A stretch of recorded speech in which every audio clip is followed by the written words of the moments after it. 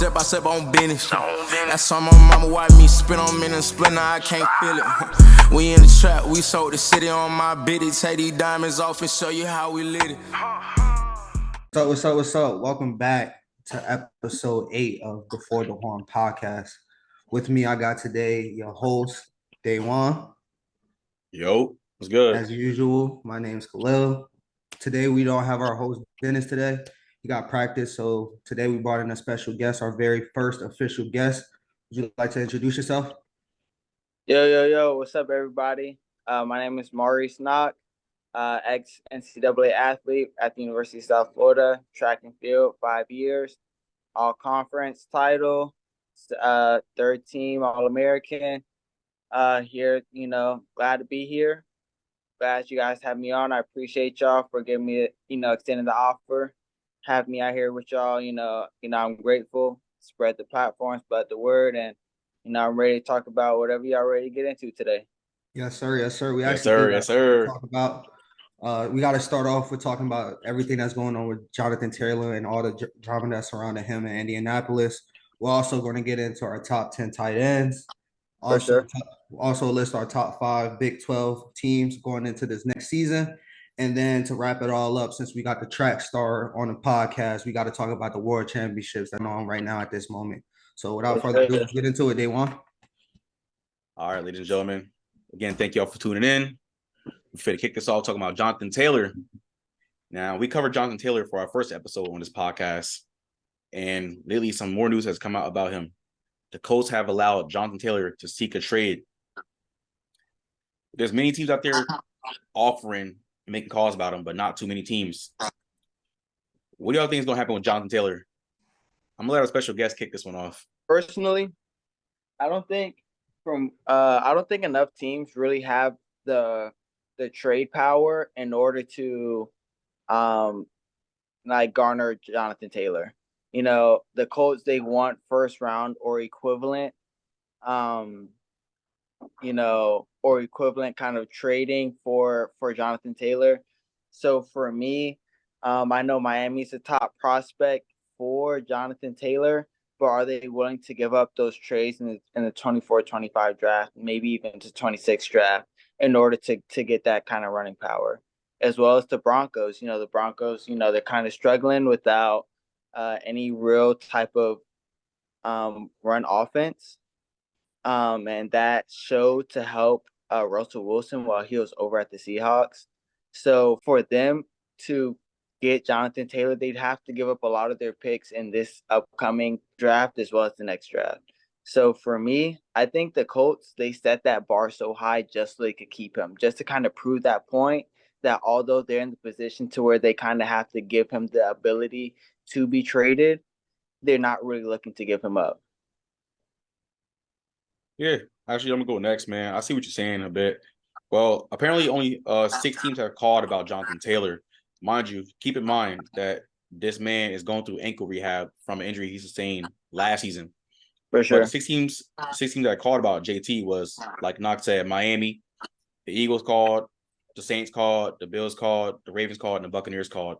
But only 2 of those teams made offers for actual offers for Jonathan Taylor. I mean, he's seeking a new contract, even though he has 1 more year left on his contract. And this whole situation started with pretty much the running back situation going on with the running back market and how running backs are kind of underpaid and undervalued. And I feel like him and his agent were trying to use his leverage to try to get the running backs more compensation and security out there for their position, because the running backs are being devalued in the NFL as time goes on. But it doesn't seem like his leverage and what he's doing is working in his favor, because he's not getting too much traction. Again, like I said, only 6 teams have called out of the 32 teams in the NFL. That's a whopping low percentage. So it's like, what's really going to happen with Jonathan Taylor? Like, this is a player that was a former first-team All-Pro. I mean, he had a down year last year because he was injured most of the season. But we know what Jonathan Taylor is capable of. Arguably top 3 running back in this league when healthy. He's a dominant force. He's a huge percentage of that Colts offense, and he can help Anthony Richardson out a lot as a rookie quarterback. Their receivers are a little underwhelming. You got Alec Pierce, Michael Pittman. They let Paris Campbell go. They don't really have too much on offense. I mean, they have an offense line, but they need all the help they can get on offense. I feel like the Colts letting Jonathan Taylor go will be a big mistake. But Jim Irsay is doing exactly what Taylor wanted. let him seek a trade. But Jim Irsay looks like he's right in the situation so far. I mean, like, again, not too many teams are calling or making deals. So we'll see what happens with JT. Man, I want to say he's right because I don't think he's right. It's just the timing is so wrong for his situation. Like Jonathan Taylor's honestly kind of put into this unfair position of a guy who just wants to get paid. And if you don't want to pay me, trade me. And we got to the point where at first he was untouchable. Yeah, you're on this team, you're gonna play, and all this other stuff. Then all of a sudden, Jonathan Taylor, you know what, my ankles is, still kind of hurt. I think I still need a little rehab. I don't think I'm 100% right to play. We talked about this before. Money make a lot of injuries feel a little bit better. It can disappear. Yeah, it make them disappear real quick. Yeah, so but for his situation, he got an ankle injury, so called. But the Colts finally came to him and told him, yeah, you can go seek a trade partner, but we want at least a first round pick or something equivalent. As well, you only got till Tuesday of next week to find somebody to want to trade for you. So we got to look at the landscape. Most teams doesn't have that much cap space left. We're right before the season. We're 2 weeks away. We're literally 2 weeks away from the first game of the season. Most teams don't have 16, 17 million dollars to pay out to Jonathan Taylor right now. Now, if this was March, I'm sure there would there'll be a lot of teams. There's a lot more teams. You got to see what the Dalvin Cook just signed, Ezekiel Elliott just signed. So a lot of teams are scratching in, filling in holes. Yeah, they have some holes they want to fill, but there's not a lot of teams out there that's looking at the situation that they're in right now and willing to not only give up first round compensation or something close to it, but as well as put 16, 17 million dollars in his pocket at this point in time. I said, if it was March, I think it could happen. But now it just can't. So right now, I think it's just an unfair side to him. But doing stuff like this is not going to help the relationship. Honestly, it's only going to make the relationship worse. I don't see how Jonathan Taylor can honestly go back, look at Jim Irsay or the GM and be happy about what he's at. Like, even if he has to be there for another year, he's only making $4 million. And we see this a lot. We talk about this a lot. When I say pay your quarterbacks early, pay this person early. Why? Because if you pay them early, you can stretch the money out. Yeah, and they go stretch the money out more. And you have a quarterback on a rookie deal. And it's not like it's not they got franchise or CJ Stroud. Like Bryce Young and CJ Stroud, they're kind of polished as passers, especially Bryce Young. His only downside really is the size. But other than that, as a passer, he was all-war passer in college. We're talking about Anthony Richardson, a guy who only had about 13 starts in college and is very raw, has a very high upside, but it's going to take time to get there. And what helped most teams and quarterbacks get there? Good, big name receivers. They really don't have them. I like Michael Pittman. I like Alec Pierce, but they're not number ones in my opinion. And a strong running game. So that's that. I don't know how you would not see the value in Jonathan Taylor. And my question is, who you really want to turn to? Zach Moss to be your number one running back? Like, let's be real. Like, I feel like it's a situation that's not a win-win for either team, bro. Like, so in the sense of, if I'm Jonathan Taylor, I'll probably have to stick out this season reluctantly. I'm not really going to play. I'm really going to save my body and be on the side, having my agent talk to the team, talking about, hey, he's healthy. He just wants to be out of here. We want to get him out of here. What can we do to get him out of here as soon as possible? That's the only thing I see. But it's kind of hard at this point to be able to get out of Indy and still get traded, because this is not a Christian McCaffrey situation, because Christian McCaffrey already got his money. So it's kind of easy to move once you got paid, but this is a guy who hasn't got paid yet.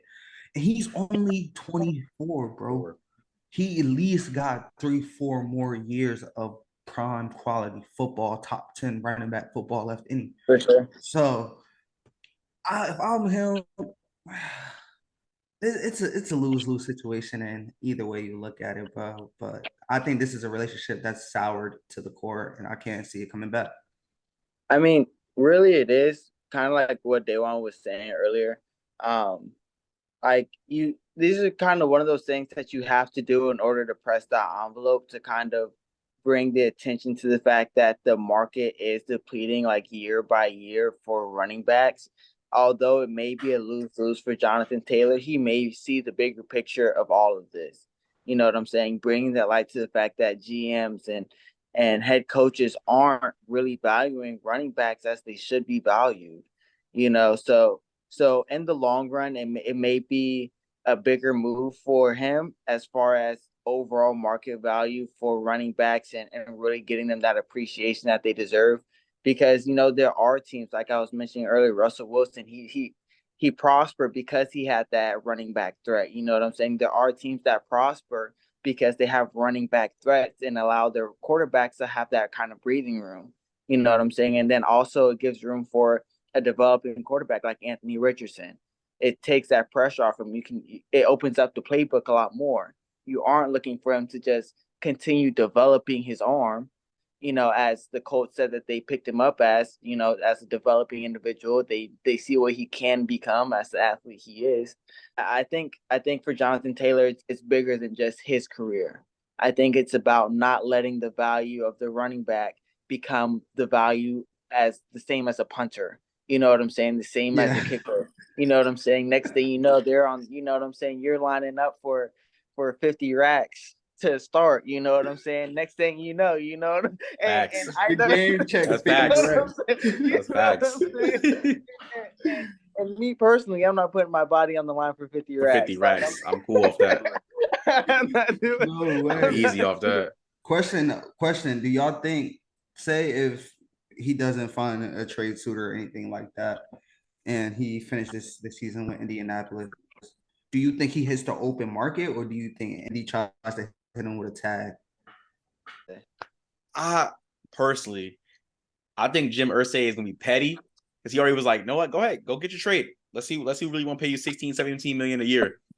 I feel like Jim Irsay gonna mess around and tag him after he have a great season. If he plays the full season, if he wants to, he gonna use his leverage. He gonna be like, "Oh, my ankle still hurt." Just like we said, money makes injuries go away. He wants that money. But again, he's made this relationship so sour. Either Irsay's gonna tag him just to be petty, or Irsay's gonna be like, "You know what? I'm good. You can hit the market, man." It's gonna be out of those two. But what do I see happening? Hopefully, he just lets him hit the market because this relationship is already sour. Yeah. I can agree with that. I think that Indy kind of has no choice at this point but to kind of let him hit the market after the season's over. They've already played the teeter-totter game with Jonathan Taylor, and they've made the public statements after Jonathan Taylor openly voiced in July or June, whenever it was, that he wanted to be traded. They openly voiced that they weren't going for that. And then for them to kind of play this petty game, a week before trade deadlines. Hey, if you want to get traded, go ahead, give it a shot. That's not even a real shot. So I think they're kind of playing this mind game with Jonathan Taylor. So I think come the end of next year, if he decides to pull the leverage of, oh, I'm hurt, I think they'll have no choice but to go let him go into the market. I think the hardest thing for that is how, as a running back, do you sit out and then say I'm healthy and still get your money? Because you could do that in a lot of other positions. Quarterback is one for sure. Boy, but definitely. Everybody knocks on the running back. Like, how do I know like you're going to be healthy? How do I know you're going to be Jonathan Taylor of 2021? How do I know this is not you now, or injury prone person? So I think it's a tough situation, especially for the position he plays. And then when you have an owner that's so outspoken as he's been the most outspoken on the running back market. So when you look at it like that, I mean, it's kind of hard to say It is. they're going to just let their biggest asset on that team walk out for nothing. I don't see how you let that happen. Like, if you let that, like, the thing about these NFL owners, they're some of the best businessmen in the world. For sure. I don't know how you let one of your biggest assets go for nothing. Like, that's just something hard for me to believe that, one of 32 richest people in the world is just going to let it happen. I don't know, bro. I think no matter what the outcome is, I think whatever his next contract is only going to be for 1 year. I think after this upcoming season, he's gonna have to prove himself to wherever he goes. Then nobody's gonna trust him. He spent a year and a half on injury reserve already, and he's gone for another season. You know what I'm saying? He's gonna have to prove himself, whether it's 1 year, 7 mil. You know what I'm saying? 5 mil, whatever it is, 5 to 7. You know, he's gonna have to prove himself to whoever decides to pick him up, and then whoever may decide to give him an extension from there. But I think wherever he goes, he's gonna sign 1 to 2 year deal, and he's gonna have to prove himself. Well, Running that's a back bold is a take. hard position to bet on It yourself. sure is. That's It a bold is. take. It's a tough position, but I think that's the route that he's gonna have to go if he does end up playing this injury card throughout the duration of the season. You know what I'm saying? He's already not playing preseason, and he's gonna have to go into the regular season, and he's gonna have to really make a choice. You know, and that's the decision you have to make. You either sit out or you play. But whatever it is, you have to deal with the outcome of that situation. That's facts. Well, ladies and gentlemen, let us know in the comment section what y'all think gonna happen with Jonathan Taylor. Let us know what y'all think about this whole situation. It's kind of crazy. Like we all said, we think that relationship is very, very sour. But let us know if y'all think JT gonna play this year or just gonna continue to sit out. Is that gonna impact his future? Who knows? Moving to the next topic, we're gonna stick with the NFL. We're gonna now rank our top 10 tight ends heading into the 2023 NFL season. Now, this has been a continuing trend for us in each episode. We're just moving down the position board. So now we're on tight ends. Again, we're going to start from 10 and go to 1 and explain our reasons why. I'm going to start this one off. You know me. The man with the best list always got to go first. I always got to go first. Bro. So I'm just keeping it real. I'm going to continue to keep it real with these position groups. For sure. All right. So at number 10, I got David Njoku, Cleveland Browns. Now, Njoku he's a pretty interesting player.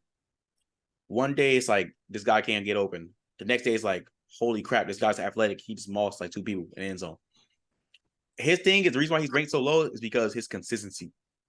Now he can turn his career around. He can turn his season around with the Browns, with Deshaun Watson coming in on a full season, hopefully. High-paid Browns offense and put up some numbers. Now he does have some comp in the receiver room as well, with your names like Amari Cooper, Elijah Moore coming in, and David Bell. You got Nick Chubb in the backfield. Obviously, you got Deshaun Watson. He's going to get his carries off as well. I wouldn't take Njoku in fantasy. I took him last year. He was kind of disappointing. He was inconsistent.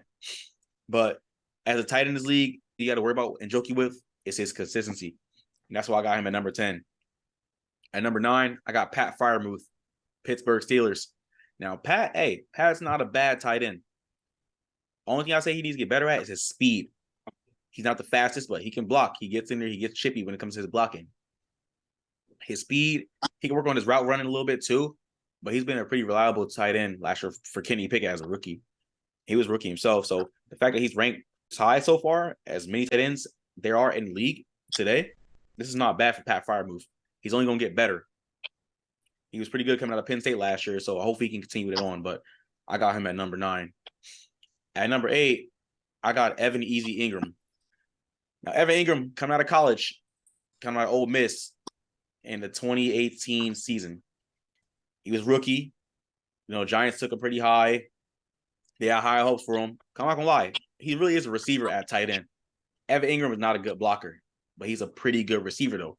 We saw him struggle in New York as time went along. He struggled with getting separation and dropping open balls. Giants fans wanted him out of there. He goes to Jacksonville. He revitalizes his career with Trevor Lawrence and Doug Peterson. I mean, you know, Dougie P loves his tight ends. He's made it. He done it with Zach Ertz. He done it with Dallas Goedert. He done it with Britt Selleck a little bit when he was there in Philly and before he retired. Evan Ingram is only going to get better. He just has to work on his blocking, though. But as a receiving threat, he's become a pretty reliable one for Trevor Lawrence and the Jags on offense. So I got him at number 8. At number 7, I got Kyle Pitts, Atlanta Falcons. Now, if this was the Kyle Pitts from the 2021 season, he'll be probably number 5 on this list. But due to his inconsistency last year, he dropped a little bit. He put up phenomenal numbers as a rookie in Atlanta in 2021. He was great. Even in college, he was great. He was the best tight end in college football when he played at Florida. It's just last year, he disappeared a lot. Like, he disappeared too much. He disappointed a lot of fantasy owners. He wasn't a reliable option on offense. He had like 2 or 3 touchdowns last year, like low, but that's also not high for a tight end. It's kind of underwhelming with a player like Kyle Pitts. Again, another player who's mainly a receiver playing the tight end position, but Kyle Pitts is still a really good player. Like, I can't count him out. So I got him at number 7. Hopefully he climbs back up this list like he was good as his rookie year. At number 6, I got Darren Waller, New York Football Giants. All right, this is a guy who's arguably, probably you could argue, say he was a top 3 tight end at one point. At one point. But his main thing with Darren Waller is he can't stay healthy. Like, I'm not even trying to jinx the guy. Knock on wood. Let me knock on it right now. I hope he plays more than 6 to 8 games this year because he just can't stay healthy. Not gonna lie, when he's healthy though, he's a beast with jump balls, with route running, separation. He's a beast. He's gonna help out Daniel Jones. I mean, I don't think Daniel Jones is good. I'm not giving him any credit or praise. But Darren Waller is definitely gonna improve that offense. He's gonna help Daniel Jones out a lot, especially in the passing game, in the short passing game, and the medium passing game. Darren Waller just gotta stay healthy. That's the reason why he's not top 5. At number 5, I got TJ Hawkinson, Minnesota Vikings. Yep, I got Hawk at number 5. Now, let me tell you why. Hawkinson had almost 1,000 yards last year as a tight end. Very, very impressive. He was a reliable weapon on offense for Kirk Cousins. And he had Justin Jefferson and Thielen last year. So those are 2 receivers that can take targets and yards from you. But Hawkinson was really option number 2 in that offense. Probably you could say option number 3. I mean, with Dalvin Cook, they say he had a bad year last year, but he had over 1,000 yards. But whatever. Don't give him credit for that. But Hawkinson was really good last year. Only thing is, like, he comes from a school that makes tight ends great. He went to Iowa for college. He got traded from the Lions last year. During the middle of the season. Comes to Minnesota, a division rival. And he continues to play well. Like, he actually looked better in Minnesota than he did in Detroit, which really surprised me because it's like, was Detroit using this guy wrong? Were they scheming him wrong? And he comes to Kevin O'Connell and the Minnesota Vikings, and he just goes crazy. But I got him at number 5, respectfully. I had to put him at number 5. At number 4, I got Dallas Goedert, Philadelphia Eagles. Goddard, last year, he was on pace for 1,000 yards as well. I did the math. He was on pace for 1,000 yards, but he had a shoulder injury that he missed 5 games with. Before that shoulder injury against the Washington Commanders, Goddard was killing. Goddard is a very excellent blocker. He was one of the best blockers according to Pro Football Focus last year. He's a really good receiving threat. He's not the fastest, but he has really good hands. Again, blocking is the reason why Goddard is elevated on this list because Hawkinson is not that good of a blocker. That's why I had to put Hawkinson at 5 and Goddard at 4. But even with Smitty and A.J. Brown in that Eagles offense, who both had 1,000 yards last year, over 1,000 yards last year, Goddard was still a very reliable option for Jalen Hurts. It just doesn't get any better than that. Like, what more do you want from Dallas Goedert? Number 3, I got George Kittle, San Francisco 49ers. Kittle, at one point, you could say he was the best tight end in the NFL. You could say that. You can argue that. I'm not going to argue that. You're going to see who my number 1 is. He's been the number 1 for a long time now, but we'll get to him. But Kittle, the best blocking tight end in the NFL, without a doubt. Kittle is a pretty good route runner for a tight end.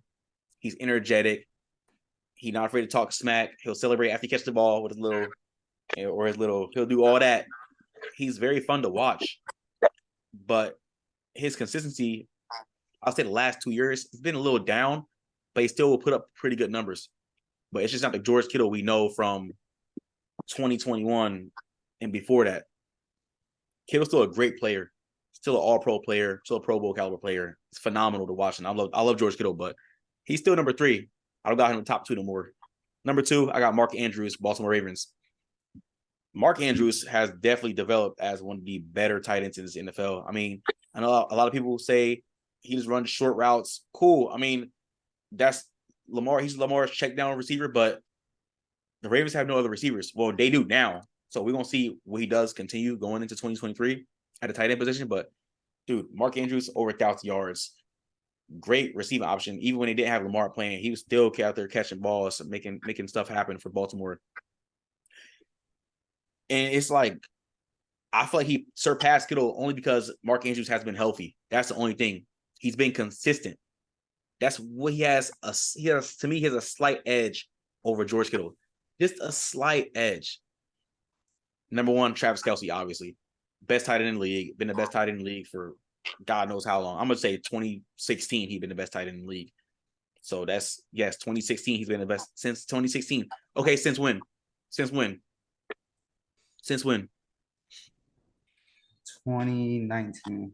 No, Like 2018, 2019. bro. He passed Gronk. He passed Gronk during those times. So stop. Look at the numbers. You say watch the film. Watch the film. Look at the numbers. But no, nothing too much got to be said about Travis Kelce. I mean, route running, blocking, hands, very reliable. He's just that guy on the field. Like you got to double team him or triple team him to slow him down. But if you do that to Kelce, other people are going to get open. But even when he's double teamed, Mahomes finds a way to still get the ball to him.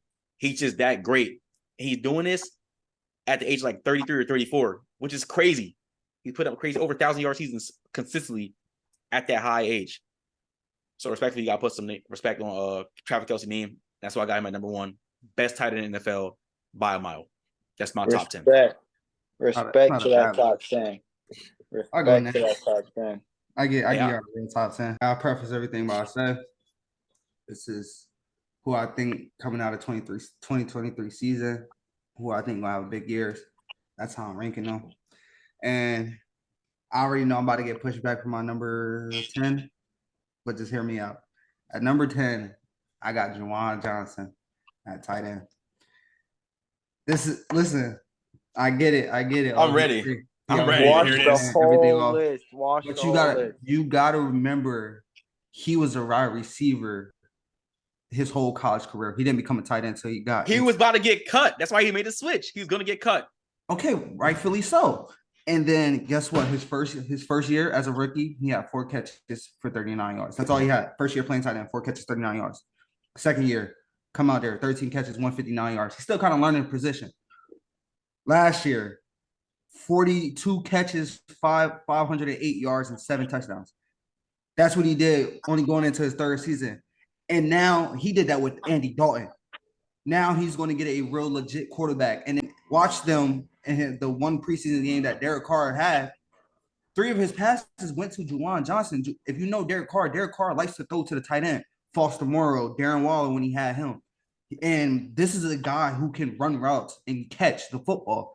So he's just going to be a very viable option for him next year. And I see him taking an even bigger jump and being somewhere close to 700 yards receiving just because of the development he's shown. He's only getting better. We had the conversation last podcast with Trayvon Diggs. They're only getting better. They're young. They're only getting better. Those are 2 guys that was learning. They're learning a new position. Now he put on the sides to be able to block and handle getting chipped and stuff like that by those big DNs. I think he's going to flourish a lot this year, especially in that offense that they run with Pete Carmichael.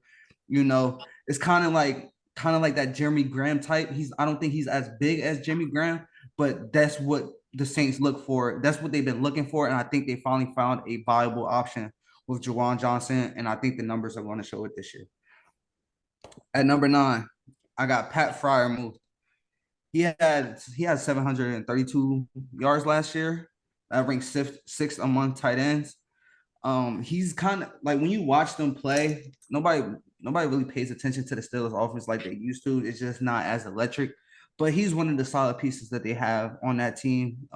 Building blocks with him, Kenny Pickett, you got George Pickens, you still got Deontay Johnson and stuff like that.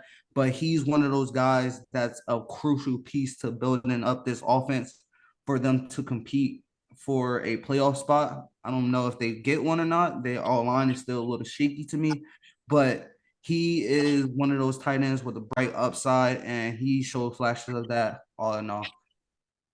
And from about 5 to 8, I feel like you could put, maybe even 4, you could put these in any order you want. But let's just get into it. Number 8, I got Darren Waller. He broke onto the scene in 2019 with over 1,100 yards, then followed that up the next year with another over 1,100-yard season. But within the past 2 years, to be 2021, he only played 6 games. He had 665 yards, so it was good within those 6 games, but he only played 6 games. Then you look at it last year, he only played 9 games, started 6, only put up 388 yards. And this is one of those guys who main attribute is a pass catcher, but the thing is he can't stay on the field. And I'm going to be honest, like, I don't think he's going to flourish that much. I think his best years are going to be his Las Vegas years, just for the simple fact I'm not sold on Daniel Jones as a passer, to be honest with you. I don't think that mixed with the injuries, I don't think he's set up to be, what he was just because of quarterback play plus injuries. He's only getting older. At number 7, yeah, this is top 5 talent. This is a guy with top 5 talent, but he did not have the best season last year, and that's Kyle Pitts. He's shown what he can do in his rookie year.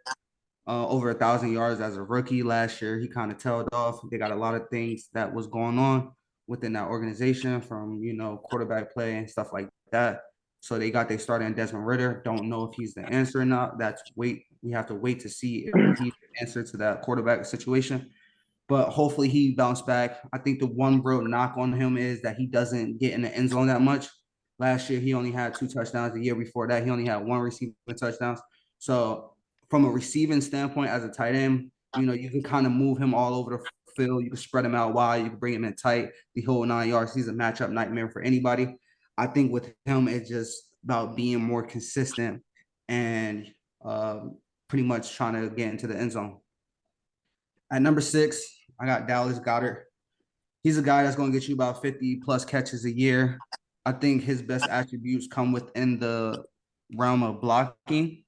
Yeah, they want to mention his receiving yards, his receiving and stuff like that. He ranked 7th last year. He's a guy that's going to get you around 600 to 700 yards. I think he's going to be more around that 6, maybe high 5, 6 range. I don't think he's going to be up at that 7 range again. Not knocking on him, just what they have over there on offense, especially run heavy. You got to get the ball to Devontae Smith and AJ Brown. I think Devontae Smith is only getting better. He's going to command more targets, especially AJ Brown too. They're going to command more targets as well.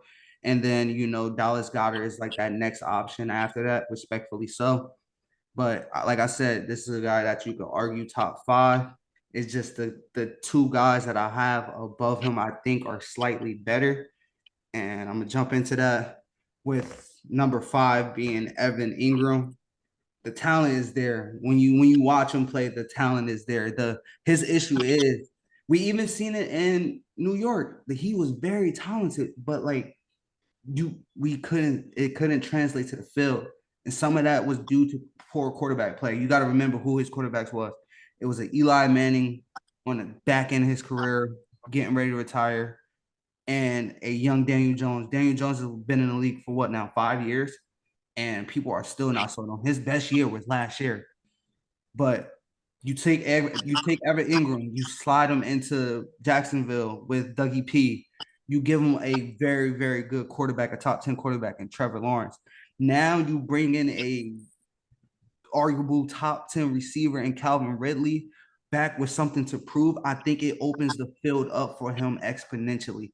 I think Dougie P is going to be able to move him around, do a lot more things with him, and create more mismatch opportunities with him because of a Calvin Ridley. You still got Christian Kirk within that offense. So I think from that standpoint, this is the year he takes another jump, that being his 2nd year within the system as well. At number 4, I got to go TJ Hawkinson. This is a guy who had over 900 yards while playing on 2 different teams. And if I'm not mistaken, coming out of tight end U, Iowa, he was the first tight end taken in that class, right next to his teammate Noah Fant. But I think last year he really shown what he could be. Another guy who got to upgrade at quarterback, got to upgrade on offense.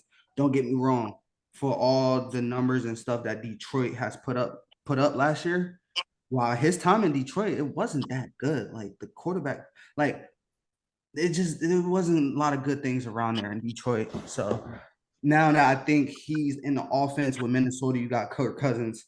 You're going to have a pretty solid run game. You got Antonio Madison. You do lose Dalvin Cook. So I think they're going to lean more on Kirk Cousins more. So I think he's going to have more opportunities to get the ball. Justin Jefferson, we all know what he can do.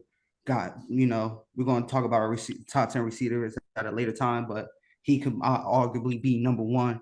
You got a young guy in Jordan Addison, and then you got TJ Hawkinson, who is a red zone threat. Like I believe he put up 7 touchdowns last year. This is a guy, came in halfway through the year and put up over 600 yards on a new team. So I think I'm expecting big things out of him next year. with the Minnesota Vikings. Number 3, I got Mark Andrews. This is Lamar's. Fix your face. This is Lamar's number 1 option on the team. He's been his number 1 option. 2 years ago, 2021, he put up over 1,300 yards. Last year, he put up over 800, 847, if I'm not mistaken. I think he could have easily got 1,000 again, but they really was running the football a lot more last year than this year. But I think I'm not saying it's anything to do with Mark Andrews. I'm saying more from the additions that they brought into that offense. You brought in the Zay Flowers, you brought in the Odell. So I think they're going to command more targets and more touches. So I don't think his opportunities are going to be what they were in 2021 when he put up over 1,300 yards.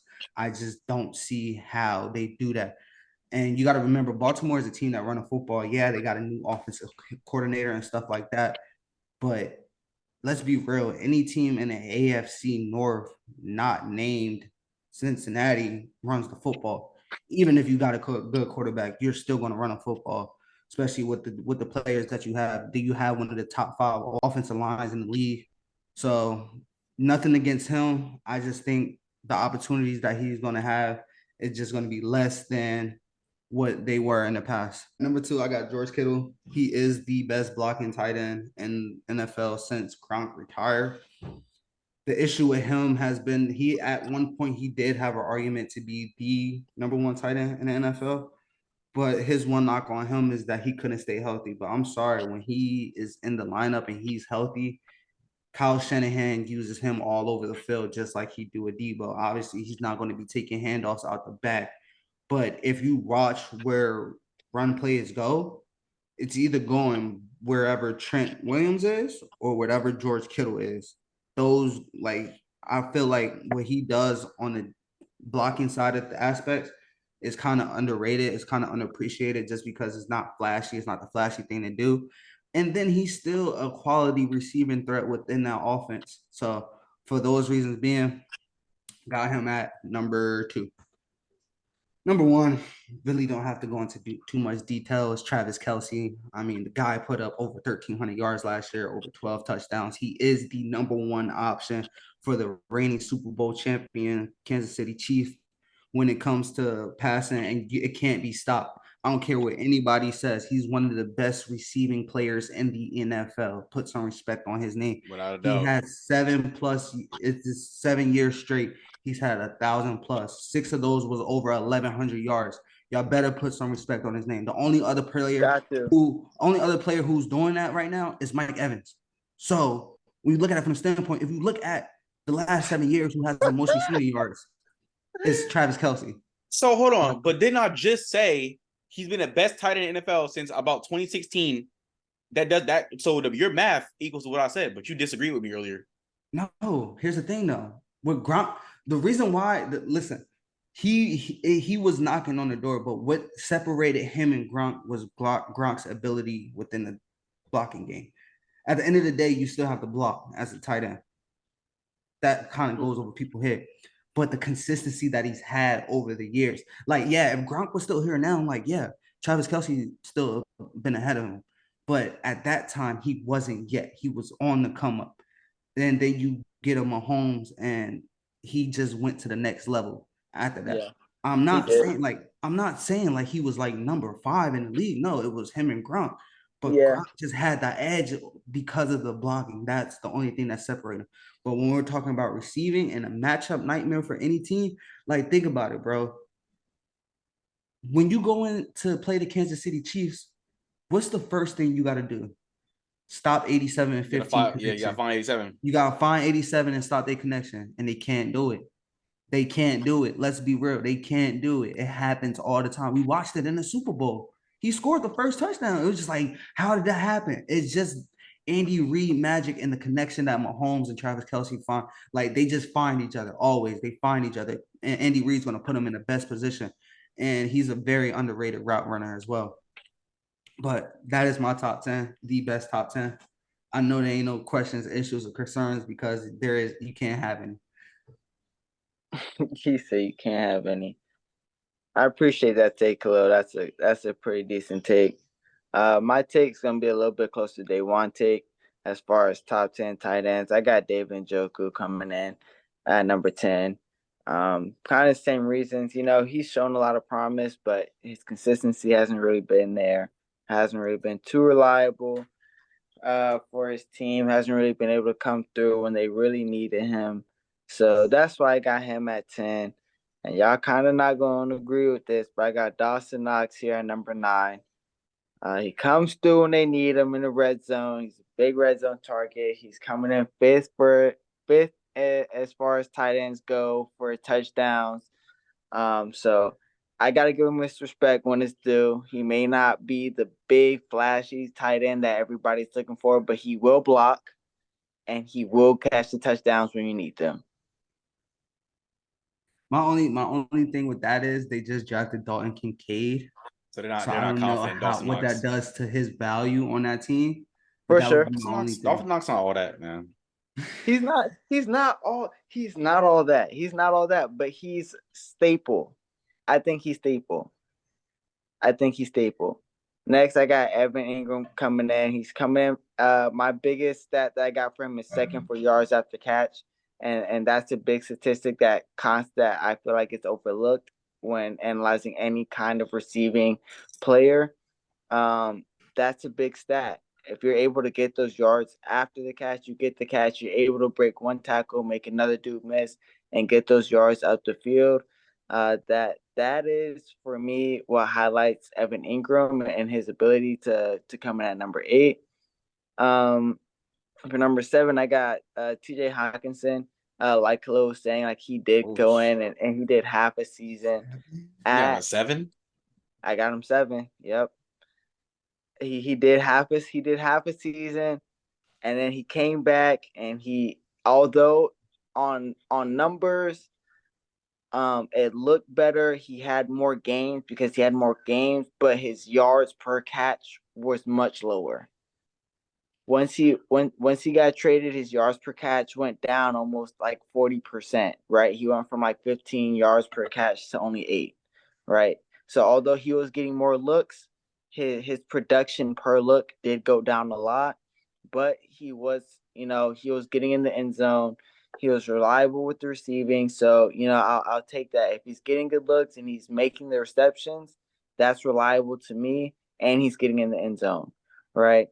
For 6, Darren Waller, he was, like y'all said, he was one of the top tight ends for a long time, but through injury, whatever else, trades, all that other stuff, that's dropped his value for me a lot.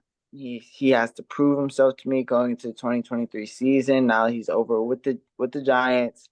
I need to see what he does over there in that program and how he's able to, I guess if you really want to say like overcome this hurdle being traded to the Giants, you know what I'm saying? So I got Darren Waller at 6. For 5, Dallas Goedert. He's 3rd for yards after catch, but like y'all said, like he is a good blocking tight end. He's reliable, but with Smitty and AJ Brown, I think it's going to be tough to continue to fit him into that rotation as far as a receiving tight end, but blocking tight end, like that is pivotal. Like a lot of teams are starting to struggle in that offensive line kind of situation. So a blocking tight end is something that is pivotal to a lot of teams, especially somebody who's going to be looking to throw a lot of bombs like the Eagles are. For 4, I got Kyle Pitts. I think Kyle Pitts and Dallas Goedert kind of little interchangeable, but I got Kyle Pitts up there because he's still young. 2 seasons in, I think he still has a lot to prove. You know what I'm saying? You can come in and have a baller first season. You can have a mediocre second season and still make a lot happen. They had Marcus Mariota as quarterback. Marcus Mariota was playing kick holder a year before he became the Falcons starting quarterback. So I don't think that is a good representation of what Kyle Pitts can do as a tight end. saying no love lost for Marcus Mariota. No love Nah, lost. he sucks. No love lost. Don't defend him. He sucks. No. He's trash. Marcus Mariota's trash. He currently plays for my team, and I hate watching him play. Listen, They can send him back to Yeah. Atlanta. They can send him back to Atlanta. I don't want him in Philadelphia. Get him out of here as soon as possible. Maurice, this is your Yeah, first time on a yeah. podcast, but the thing about Daewon is if he don't like you, you're garbage. You No, that's deserve not true. to be out exiled almost. No, And that's just how he feels about Mariota too. no. Yo, Mariota. Add him to the list, I He's guess. had Whatever. He's had a That's our tough backup pro quarterback. career. Mariota's had a He tough pro sucks. career. He's had a tough. I'm not gonna say he sucked. He's had a tough pro career. I think he needs another shot. I think he needs to find a rebuilding program. That was Atlanta. That was Atlanta. Atlanta was literally a rebuilding team. Atlanta was hot ass trash. Ain't no hot Atlanta. They was hot trash. They bring in Mariota. He sucked. He was trash. He made the offense worse. Like he sucked. No, He got benched toward the end. He got benched toward the end of the season. I'm not hearing that, bro. Like No, he's trash. No, you're Next. right. No, Marcus Mariota definitely made Kyle Pitts worse. He made everybody worse. So coming in at number 3, I got Mark Andrews. We all got the same top 3. Mark Andrews at 3. I got a little squiggly between Andrews and my number 2. They kind of interchangeable as well. Mark Andrews coming in second in touchdowns. I'm sorry. But he's reliable. Like he's been there for his team. He comes through when it's necessary. So hey man. For number 2, got George Kittle blocking, receiving, the showmanship. To me, showmanship is definitely a quality that we're starting to miss as far as tight ends. They're kind of becoming kind of like I don't want to say square, but they're kind of just like there to do their job, like an old lineman, do the job, get off the field. But Travis Kelce and George Kittle, they try to keep it a little bit exciting, have a little flashy showmanship, what they're playing. George Kittle, he gets the receptions, he gets the touchdowns, he does what he has to do over at the Niners. And obviously, number 1, basically the tight end leading in all categories, Travis Kelce, my home team, man, Chiefs, man. Travis Kelce, he gets it done always. You can rely on him whether he's getting 20 yards and 5 touchdowns or whether he's getting 150 yards and 1 touchdown. He's there. He's making his impact on the field. He's the big leader in Kansas City, and he's definitely, constantly, even like, being selfless and taking more guaranteed to increase cap space for the team, whatever is necessary. Travis Kelce's there for his team. So that's my top 10. All right, ladies and gentlemen, those are our top 10 tight ends heading into the 2023 NFL season. Let us know what y'all think about our list. Let us know who had the best list. Let us know who had the worst list. Let us know who y'all think we left out. Let us know who y'all think is going to break out this year and become a top 10 tight end. Let us know all that in the comment section of the video. All right, moving on to the next topic. We're going to transition to NCAA football. We're going to talk about the BIG-12 conference. This is the next Power 5 conference we'll be talking about. We're all going to go one at a time, ranking our top 5 teams in the BIG-12 conference, starting from 5, going to number 1. And at the end of this, we're going to predict the conference championship and who wins the conference championship. All right, Khalil, you got this one. You going with number 5. Kick it off, bro. All right. At number 5, I got the newcomers to the Big 12, ECF Knights. Here we go. And before y'all say anything, go. I know how you act. I already know how you act. You already made me mad. Respectfully, they've been one of the top group of 5 teams for a while now. You have Gus Malzahn leading the charge. You have a returning quarterback in JRP, who's a dual threat, dual sport athlete that I think brings a lot to the game. You do have a Kobe Hudson and Javon Baker on the outside, a receiver. They have a very battle-tested and veteran defensive front 7 on that side of the ball, and they have a lot of young talent coming in, starting at that DB position. I think they're going to be a team that don't really struggle too much to make that transition. I think they even may be a couple years away from being one of the best teams in this conference. But for right now, just in their transitional phase, I got them at number 5 in the Big 12. Yeah, you're tripping already. They're not even top 5 in that conference. What? You're not. At number 5, I got TCU. Oh my gosh. They lost. Let's be real. They lost a lot. They did lose a lot. They Everybody. lost. They They lost lost basically everybody. everybody. Okay, hang on. This is a weak conference. This is one of the weakest conferences in college football, let alone Power 5. Big 12. Yeah, you are very weak. They're the Sonny third best Dykes. conference. Gosh. Sonny Dykes, he missing a lot. He lost a lot during the offseason. They open up against Colorado and Dion season opener. But, their bright spot on the team should be their defense. They're bringing back 8 starters. They lost a couple players on the D-line and secondary, but I'm not going to count them out 100% yet, but they did lose a lot of players. So that's why I got them at number 5. But, again, this is an underwhelming conference in my opinion. Not too underwhelming, but this is some newcomers in here, but I'm not going to just write TCU off. I mean, they were just a national championship last year. They lost in the Big 12 championship to K-State, but I'm not going to just write them off automatically already off the bat. For me, I have UCF as well at my number 5. They're newcomers. They have a lot to prove. They've been begging to get out of the Power 6 and into the Power 5 conference for the last however many years, 5, 6 years now. They've been ready to get up out of, the American Conference. They've proven themselves. They've won national championships. They've won bowl games. They're ready to come and play with the big boys. Whether you believe it or not, UCF is coming to make their name in the Big 12, especially with all of this shuffling going around in the conferences and the teams. This is the time for UCF to come through and prove something, to the entire Big 12 and show them that they are not the ones to be played with. Whatever. Hey, I mean, I got them at number 6. I have them at number 6. I just didn't think they cracked the top 5. Respect. Okay, that's respectful. I can like respect the way you made that. it sounds like you had them at like 10. So No, not that low.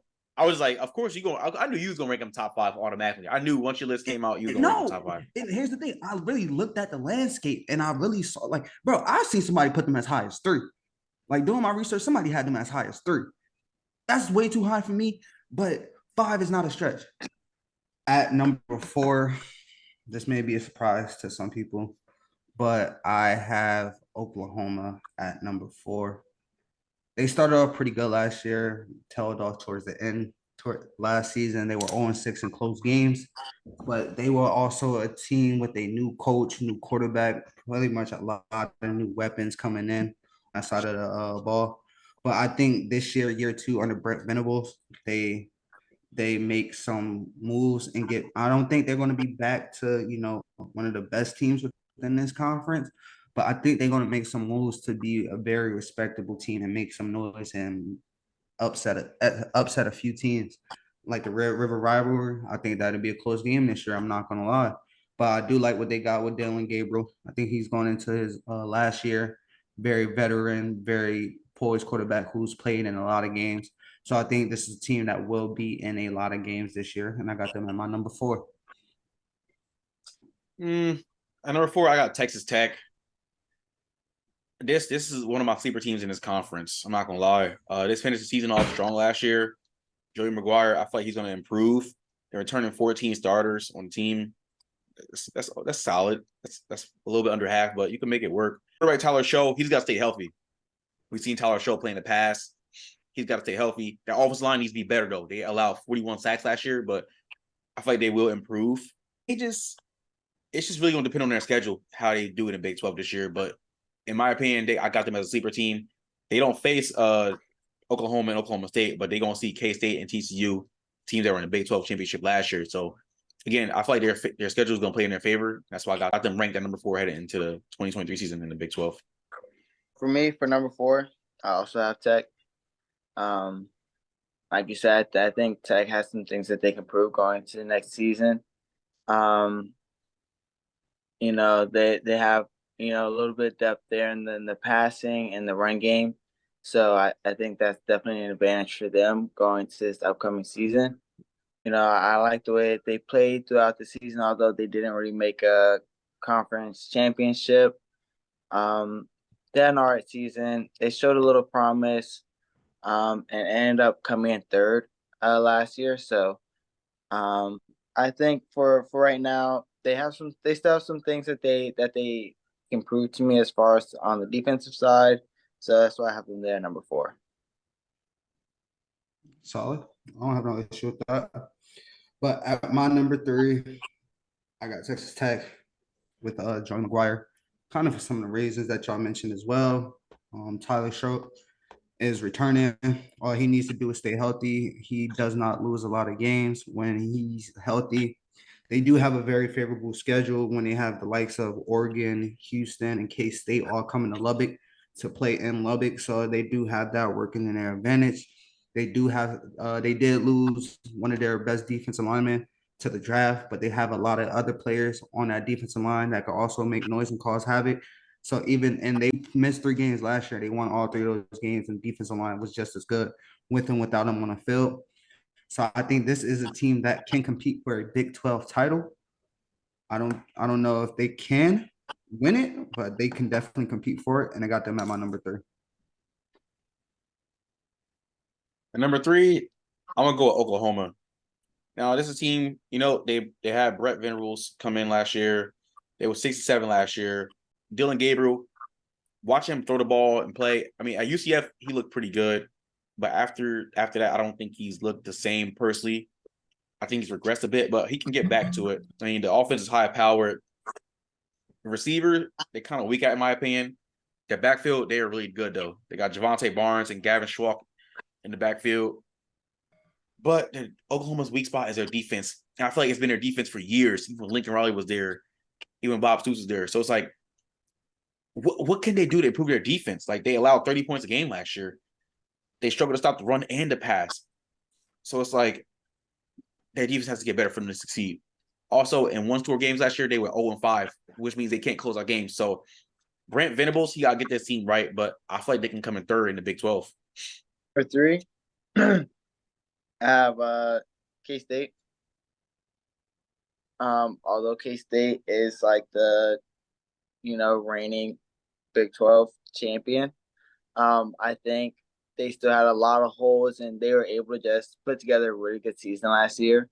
It was respectable and honestly inspiring to watch. A team that's notably not that good, very injury prone.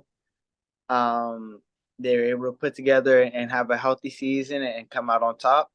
But because of their history with not being able to be consistently performing and constantly having injuries and having off-field issues, I think K-State is one of those teams where I'll have to see what they can do going through the first half of the season and just see how they, fall in line with the rest of the teams. But I think at the end of the day, they still can be like top 3 in the Big 12. I like that. Actually, at my number 2, I do have K-State, the reigning Big 12 champions. Their only 2 losses last year within conference was against TCU and Texas. TCU made the national championship. Texas was a very good football team that was just injury riddled. But this is a team that's also returning a lot of veterans. You do lose your best offensive piece in Keyshawn Vaughn, but you still do have a very veteran offensive line. You do have Phillip Brooks and RJ Garcia at receiver. You just got Keegan Johnson within the transfer portal. And then you look on the defensive side of the ball, you got mostly seniors and juniors on that side of the ball. They played a lot of snaps. They've been battle tested. So if this team can stay healthy, they can be the best team within that conference. Hey, we got to say number 2, bro. I got Kansas State as well. Like Khalil said, they won the Big 12 last year. They bring back quarterback Will Howard. Will Howard had a really good 2022 season. Hope he can carry it on because he looked pretty goddamn good last year. The offensive line is one of the best in college football, without a doubt. All 5 starters are bringing back. Lose Deuce Vaughn, but you got DJ Giddens and Tashawn Ward. They're going to be in the backfield. Running backs are a quarterback's best friend, in my opinion. Bring back some solid receivers. The defense definitely got some holes to fix in secondary. But again, this is the defense in the Big 12. Most defenses are bad in the Big 12, so like that's not really a big concern to me. This is like an offensive conference, but this is another sleeper team. If they can stay healthy and put it all together and beat teams like TCU and Texas and Oklahoma State and all the other teams, this team can go back to the Big 12 conference championship and probably win it. So I got them at number 2.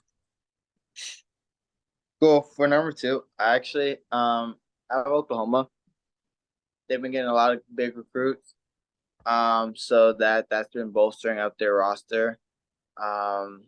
As well as just their offensive power and just the history of Oklahoma really for me gives them that bolstering like it's what kind of pushes them up the list for me. They did get a couple defensive recruits, couple commits that really for me solidifies them. Although they may not have all the offensive weapons, they do have it on defense that can kind of keep them in the mix with a lot of teams going throughout the season.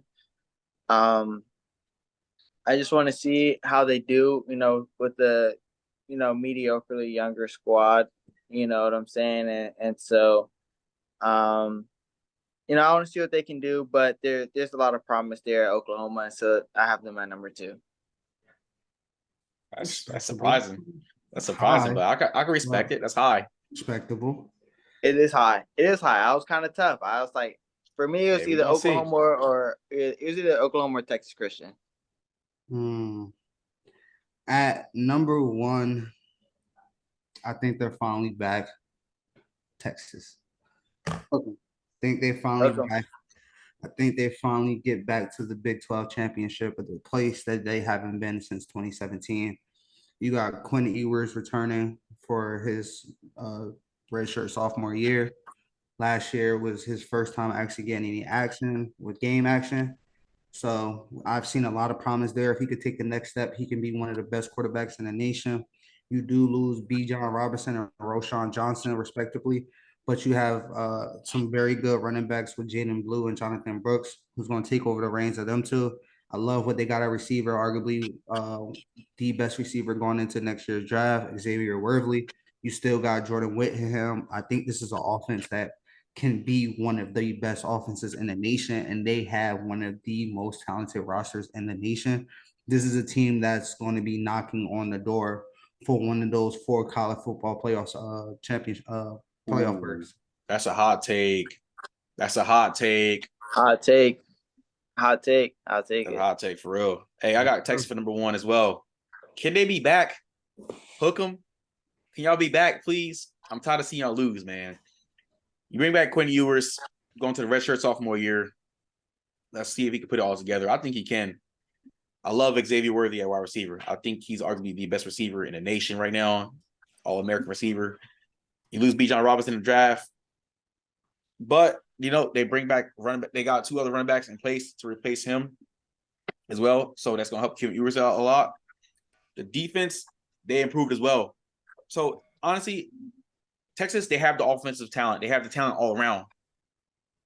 It's really Steve Sarkisian. Like, can you get your squad to put it all together? Like, can you actually do what Khalil thinks y'all can do it and knock on a door and get on the steps of a college football playoff appearance? I don't think so, personally. I just don't think so. I feel like other teams are just better. Like, the top 5 teams in the league are just better. Top 6 teams in this league are better. But hey, they're ranked at number 11 in the AP Top 25 poll that just came out recently. So the AP thinks Texas is going to be back. So we're going to see if they actually are going to be back. But I got them as number 1 in the Big 12 conference. Yep. Hey, man. Hey, y'all hitting right on it. You know what I'm saying? So, I got Texas right at number 1 as well. Like I said, they got the returning quarterback, redshirt sophomore, ready to make his mark at Texas, leave his little legacy there.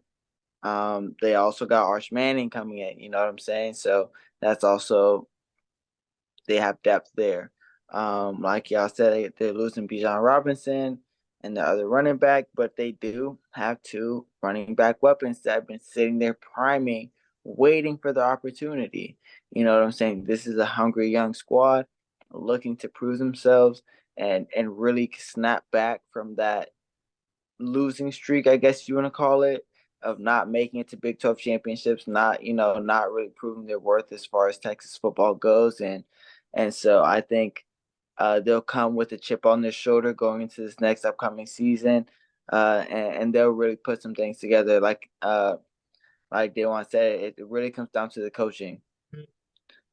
is Sarkisian going to put it together, lead his team in the direction that they need to go in, and put the energy in the right direction so that they can, be a playoff contender if that's in their cards for this year.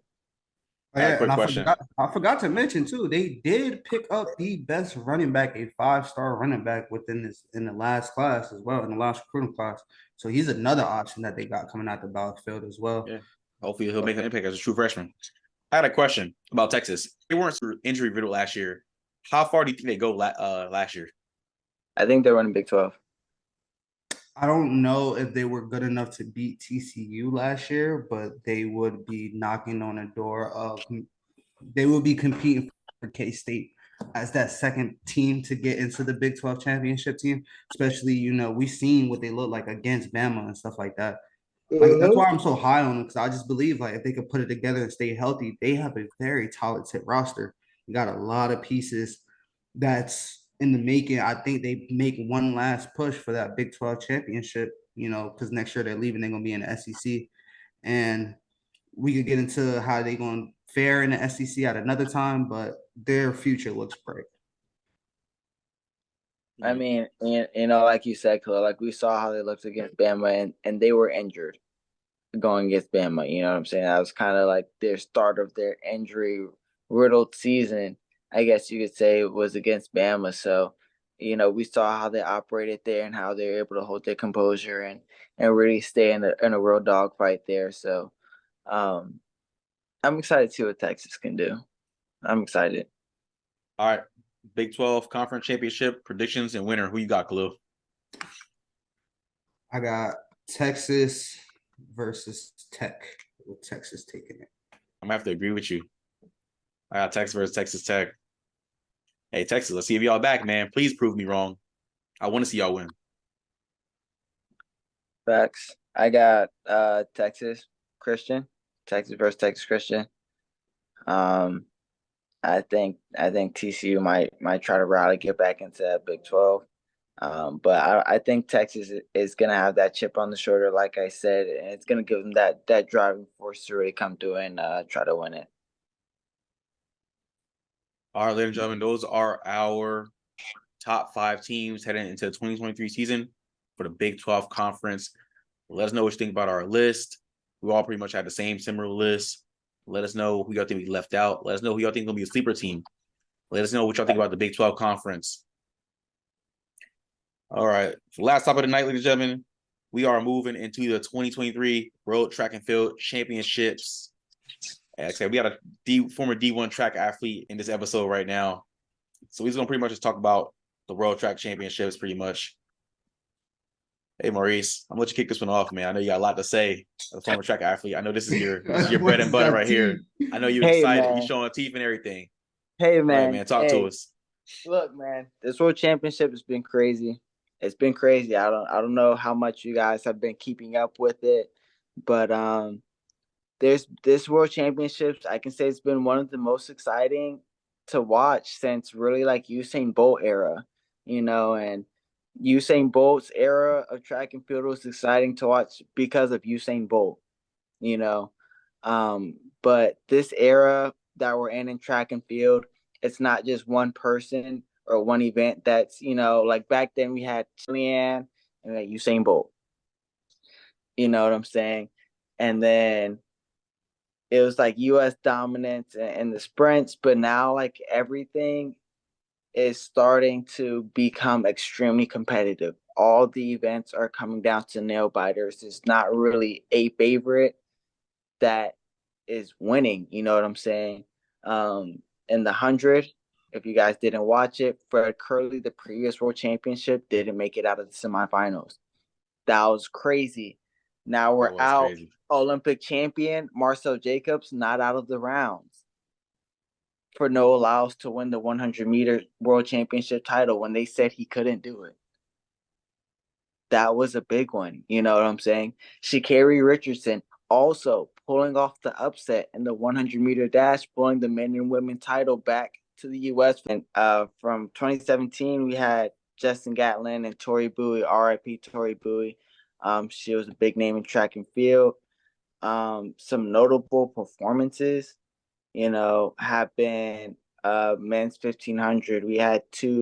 U.S. had two men in the men's 1500 meter final. Yara Naguse and then Cole Hawker. We had two guys in the 1500 meters. And if you guys don't know, men's U.S. not really distance guys, not at all. So for us to have not just one but two entries into the men's 1500 meter final, that's ecstatic. That's something that you really want to see. U.S. making progress in. Field events, we had Javon Harris get the first U.S. medal since like 2011 in high jump.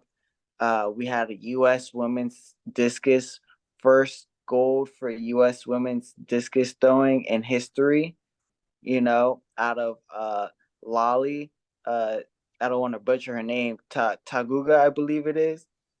She came in and she threw her behind off 4 PRs within 2 competitions. You can't be mad at that kind of performance. Men's 400, we just had that final today. Men's 400 final was crazy. We had Quincy Hall, first world championship appearance, first medal standing, third place, personal best in the finals. Pulls it off, closes real hard to get in there and get on that podium. Women's 100 hurdles finals was today as well. That was a good race, good racing. We didn't see the result that we wanted to, as far as Toby Amusan coming in and defending her title. She did end up only placing 6th, but we got Kenny Harrison. She's starting to show signs of becoming the Kenny Harrison we used to know, getting on podiums, showing the world who she is. And even at her older age, I believe she's like 32, 33 now. She's starting to get up there in age, and she got on the podium this year. And then, shout out to Jamaica. Jamaica's been doing their things in this World Championships as well. They got second in men's long jump. They won women's 100 meter hurdles. They won the men's open 400 meter dash. And then also they had a podium placing in the 400 meter hurdles just also yesterday. So Jamaica's been putting on their big one, showing the world, Jamaica to the world, you know what I'm saying, as they say, really putting it on. We have some big finals coming up though. We got some big finals coming up in the next couple of days. We have men's 200 final coming up. We got women's 200 meter final coming up. Let's see what else we got. 400 meter final in the coming days. That's Friday. Yeah, that's Friday. That is Friday. We have 800 meter final, 5K final, and 4x4s. We got some good relays, and just recently this year they changed the relay rule. I'm not sure if you guys are aware. So before in world and Olympic championships, you used to be able to sub out as many people as possible, or as you wanted to, on a relay. So you would see a prelim team of 4 people, and then you'd probably see a final team of at least 3 different people, maybe one same person. But they've reduced it to only 1 substitution from prelims to finals. So we'll see how that starts to shake, how that shakes the way that teams, countries present their relays, and then, how the athletes deal with that. Because, before you're able to put out your substitutions that you get from your national championship, and then you run your dogs in the finals. You know what I'm saying? Now the dogs got to run the rounds. Are you going to pull from the relay pool, or are you going to pull them from their individuals that they've already run 3 rounds, 2 events, 6 full races in the span of a week? Are you going to put them on a relay? Where does that go? Women's pole vault was a crazy one. We had a tie gold in women's pole vault. Not sure if y'all saw that. Women's pole vault, they capped out like 495, no height, no makes at 495. Australia and Katie Moon had to share the title. You know what I'm saying? Katie Moon, back-to-back world champion in the pole vault. It's been an exciting World Championships. I'm excited for every single day. Rounds are crazy. Everything. It's all every round. It's been some very unexpected results. So, I'm sitting on my hands on a lot of these predictions here, but I'm excited to see what happens. Yes, sir. I'll go next. Maurice, you touched on a lot. You pretty much touched on every event that there He is. stole all my notes, basically off my notes. Not stole the notes. You Oh stole man, you stole bro. most of my notes. You stole most of my notes. I ain't gonna lie, but You so pretty, I'm not you gonna touch pretty on it much, too much, but yeah. you pretty much touched No. on I'm all here the to have events that there is. conversation, man. I'm here to have a convo. I want to hear what I got to say. So I'll start with like what I've seen so far. We could get into what we could see within these next couple of days of races, but just a couple of things I see so far. Like you mentioned, Sha'Carri Richardson. That's the big news. Everything that's coming out of her upsetting Jamaica and taking the 100-meter championship home. And kudos to her because people wrote her off just a couple years ago. They didn't think that she'd Facts. ever get back to this. I Facts. think that Facts. was just a good story just because of everything that's happened with her in the last years coming leading up to this moment. Very much due to her. She will be running in the 200 finals. I'll touch on that after, but she will be in that event as well. As you mentioned, Noah Lyles, he got the 100-meter championship, not really his main event, but he went out there, he did it, he pulled it out. Like you said, a couple people didn't make it to the finals, so we don't know what could have happened. But at the end of the day, Facts. he made it. He did what he had to do to make it. And a couple other things that I took away: the 400-meter women's hurdles. Everybody knows who the big dog in the world is. She wasn't. Bimbo. She wasn't there. A person that I thought could have a chance to medal in this event was Anna Cockrell. She ended up placing fifth with a 53.34. We did have Shamira Little did place silver in that event though, so kudos to her. We She did have needed somebody that. on the podium. We can't Needed that. we can't run it all. We can't put all the big dogs out there. So give some love to other places sometimes. Let them win. You know, but yeah, I think that was a big takeaway as well. Like you mentioned, the men's 1500. We're not really known for distance. We're really not like True. we are sprinters and throwers and jumpers and stuff like that. We're not really long distance. We had two men make it to the finals, so that was big. That was a big jump that we did this year. Um, Grant Holloway went out there 110 hurdles, did what he did. I mean, I believe he was the favorite, no doubt about it, going into it, For sure. rightfully so. So I mean, those were a couple bigger my takeaways. Another one last one that I had was Ryan Kuser when the shot put gold. And if I'm not mistaken, right before he left, it was a question if he could even make it to Budapest. And not only did he make it, he won gold. So And broke the championship record. and broke the championship record. So hats off to him and everything that he did. Shout out Ryan Krauser, man. Yeah, honestly, this is honestly probably the first time I was actually interested in track.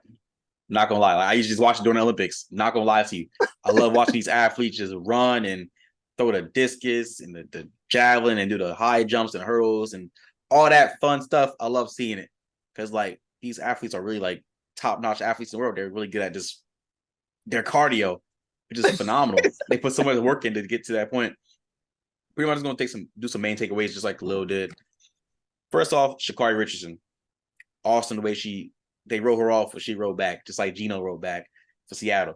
But I don't know, like she looked phenomenal. The fact that she beat two Jamaicans to win gold, to bring the USA back to gold after what she'd been through in her life, it's just awesome. The shot puts was great to watch. The discus was great to watch. The hurdles, nobody went over for women's, nobody went over 5. That was like the cap right there.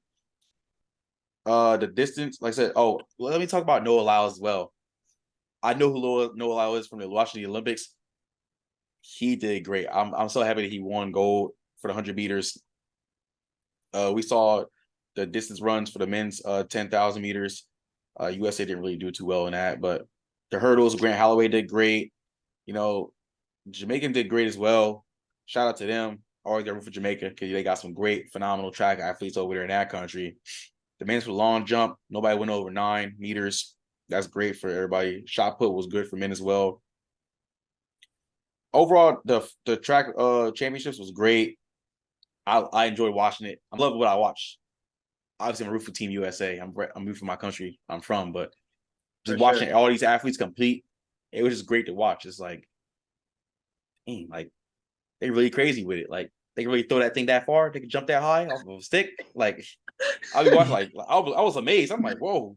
But that's pretty much all I gotta say about the World Track Championships. For sure, for sure. Let's try to get into some predictions, man. Like, what do y'all think? So, tomorrow, on day 7, we have 200-meter final for both men and women. We have triple jump finals. We don't really have to get too much into that, but we also have 800 women semifinals. You know, we have a thing Mo in there. We got what's her name from England? Keely Hodgkinson from Great Britain. Um, for 800 meters. Keely Hodgkinson, she's been consistent. She has the world lead right now, as far as time goes. So I think it's gonna be a really good race. But you know, we have Nia Akins in there. She's kind of a new face as far as 800 meters. As far as track and field goes, she's a newer face.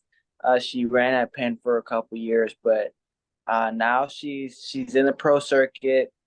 She's in here doing her thing. She was U.S. champion at the distance. She won her round fairly easily.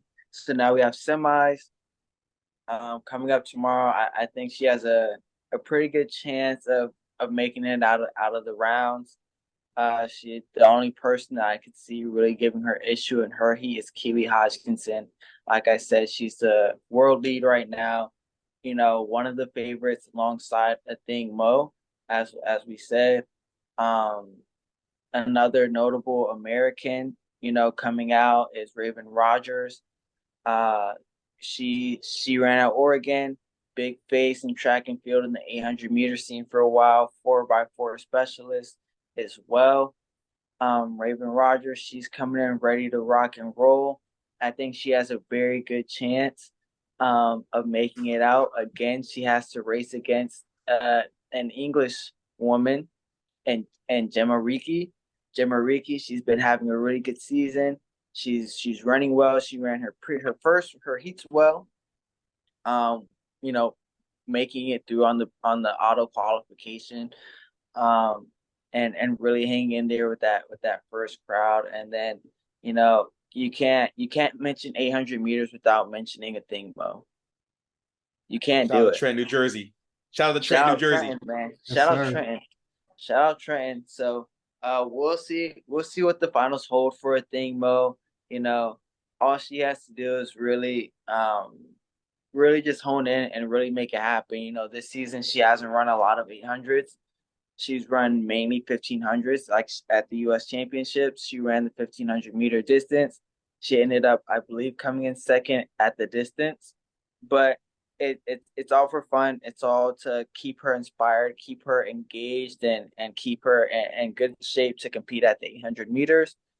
Um, but I do think it is something to tell for, you know, her upcoming season. She is still very young, what, like 21, I think something she's like 20. that. I think she's like 20, 20. exactly, 20.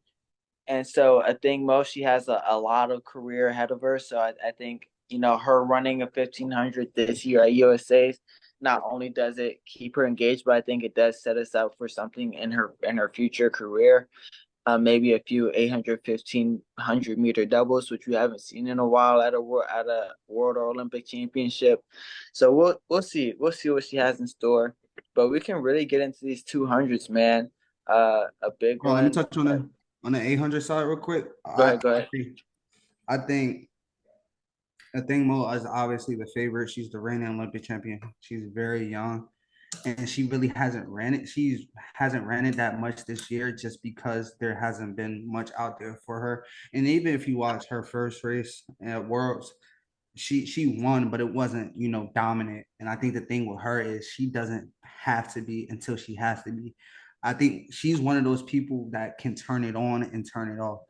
She knows she's going to get the big Q in these qualifying races. So, but one thing about her is the bigger the race, the better she is. So I think that's why she's still my favorite. I'm not gonna lie though. Keelan Hodgkinson, however you say her last name, she was on the door. She was knocking. She's been knocking on that door with the thing, Mo. I think if there's any time to do it, now is her time to do it. I mean, she did run not only did she run her season best, but her personal best this year at 155. So she's running her best race right now. And I think she is the one, if anybody is the one to knock the thing Mo off, I think it would be her. It's Keely. I think it's Keely. I think it's Keely. That's a I good agree. one. I agree with Khalil 100%, but I'm rooting for a thing move. So we're gonna see. But hey, shout out to Train New Jersey for a thing. Yeah, Let's get for into sure. these. Let's get into the predictions. All right. So tomorrow we got 200-meter men. I can go ahead and start for my predictions. For me, I got no Laos. I got no Laos. You know, it's hard to bet against no Laos. They said he wouldn't be the one to double. He won the 100. You You got the hard know, part of the way. he got the hard part out of the way and ran a personal best. Not Yep. only did he win, he ran a personal best, showing that he's Killed in the it. best shape of his life. You know what I'm saying? He's going in with the chip on his shoulder. He got Aaron Knighton pushing. He got Letsile Tabogo. I know he's tired of hearing these other names in the conversation with him in the 200 meters. So he's looking to break the world record, and honestly, I think he's got it. Yeah, just like you mentioned, I got Noah Lyles too. He already won a 100. He got the hard part out of the way. He's really a 200 runner. That's where he's strongest at. And there is some good competition within this field, like you mentioned, Arion Knight, young guy. I don't think he's ready yet. I don't think he's a strong enough runner yet. He still has to develop just a little bit more before he become one of the best. I think he has the opportunity to become one of the best in the world. He just has to develop a little bit more. You mentioned Leslie Tabogo. That's who they've been talking about. If anybody's going to beat him, it's going to be him. So we're gonna see what happened with that. But this is Noah Lyles' time. I think this is Noah Lyles' prime. He's running his best races right now. For I got no sure. Laws as well. I just don't think Knighton's ready. He's knocking on the door, but he's just not ready for. And I just think Noah Lyles is that guy right now. This is his best. This is what he's great at. So I don't know why he wouldn't continue to dominate in this. So I got Noah Lyles winning this. For sure, for sure. His mom said the 200 is his wife, the 100 is the side piece. So, mom knows best. Always. Mom always knows best. All right, let's get into this 200-meter women. I can go ahead and go first. We have a pretty strung out field. I know right now she carries like the hot topic, the hot pick as far as sprints go in America, but I think a lot of people are asleep on Gabby Thomas. Um, Gabby Thomas, she's been the face of U.S. women 200. She runs fast, but Gabby Thomas runs faster. You know, so for me, I think honestly, my favorite is Sharika Jackson. Gabby Thomas coming in silver, and then I think Julian Alfred coming in third. I think Ooh, that's gonna we got be. Sha'Carri running nothing. Yeah, I think Sha'Carri doesn't make it on the podium, man. I mean, these are three people who have been consistently running very, very strong 200s all season long, you know. So Gabby Thomas running this year just like the third or fourth fastest 200 meters of all time this year alone. Sharika Jackson also going like second or third fastest of all time, and then Julian Alfred just having the collegiate season that she did. Indoor, outdoor 200-meter champ, indoor 60-meter, outdoor 100-meter. Like she's just really been out here just tearing away at everybody, undefeated over 100 meters all season long. From indoor to now, she only lost 2 races. You know what I'm saying? No, one race, the World Championship final. She's lost one race all season, and it's the biggest race of the season. You know what I'm saying? So I think if she wasn't tired, I think she give Gabby Thomas a little more run for her money. But I think it's really gonna come down to Julian Alfred, Sha'Carri Richardson for that third place, for the third podium spot. Yeah, I'm kind of with you on that standpoint. I don't think Sha'Carri makes the podium either. It's nothing against Sha'Carri. She's had a good run, good story, the whole 9 yards. But when we look at the ladies that's running in these races, running at their best, Sha'Carri's not as good, as good 200 runner as some of these others. I got Gabby Thomas. This is the best that she's been running in a while. She's back. She's back to being her old self from a few years ago when she won nationals a few years ago. She went out there. She did what she had to do this year. She's just been looking strong and very good. It's between the big three, like Maurice mentioned, her, Sharika Jackson, Julian Alfred, who, turns it on at their best. Right now, I think I got Gabby Thomas taking gold. I got Gabby Thomas as well. I do see Sha'Carri placing, but I see her placing bronze. That's a hot take by you guys. I just feel like she's too hot right now. I feel like she's gonna at least place. I don't think she's going gold or silver, but I just feel like she's gonna place bronze. So she will make the podium, but I got Gabby Thomas winning this. That's a bet. I mean, really, that's all the finals that we have coming up between tomorrow. That's exciting. That's going to be, big to watch. 200 meters. That's a big eye catcher. We touched a little bit on the 800 meters, and that final doesn't come on until Saturday. So we can kind of keep those. We touched on it just to give people something to keep their eyes on. But other than that, we just got relays to close out the World Championships. It's been excellent to watch. I appreciate y'all having me on here so we could talk something a little more my lane and we could really get to chopping it up. I appreciate y'all having me on here. For sure. Hey, ladies and gentlemen, thank y'all for tuning in to episode 8 of the For the Horn podcast. We appreciate y'all watching or listening to whatever platform you guys are on. Make sure you like, comment, share, subscribe to this video. Enjoy bringing this type of content to you guys. We love doing this. We can't do this without y'all support. So keep running it up for us. Make sure y'all check out our Patreon. It will be in the description box. Make sure y'all check it out and support that as well. Sir, yes, sir. Just keep showing love. We appreciate all the interaction we be getting, especially on Instagram. Follow us on Instagram at Before the Horn Podcast. Follow us on Twitter and TikTok at Before the Horn Pod. Just keep interacting, keep liking, keep commenting, keep sharing. Tell a friend to tell a friend. There will be more content coming out soon. And next week is a big week with college football. Week 1 officially started. We are going to have a lot of college football content coming to your guys' way next week. So be in tune for that. All right, our special guest, Maurice, man. Got any closing remarks? Hey, man, make sure y'all tune into these closing days of the World Championships. It's been exciting thus far. I think it will continue to be exciting. I think there'll be big upsets. I think people will come through in the clutch that weren't expected to come through. And so make sure y'all tune in with that. I don't really have anything else. I don't have anything to plug for myself. You know what I'm saying? I'm just this regular guy here trying to live out his dreams, Appreciate y'all. We appreciate you coming on today. For sure. We definitely appreciate you coming on today, man. Hey, follow him on Instagram. His Instagram will be on the screen, just like me and Khalil's as well. Make sure to follow all our Instagrams. Like Khalil said, follow all our socials. Like, comment, share, subscribe. Thank y'all for tuning in to episode 8. We shall see you guys on Tuesday for the next episode. Have a great night.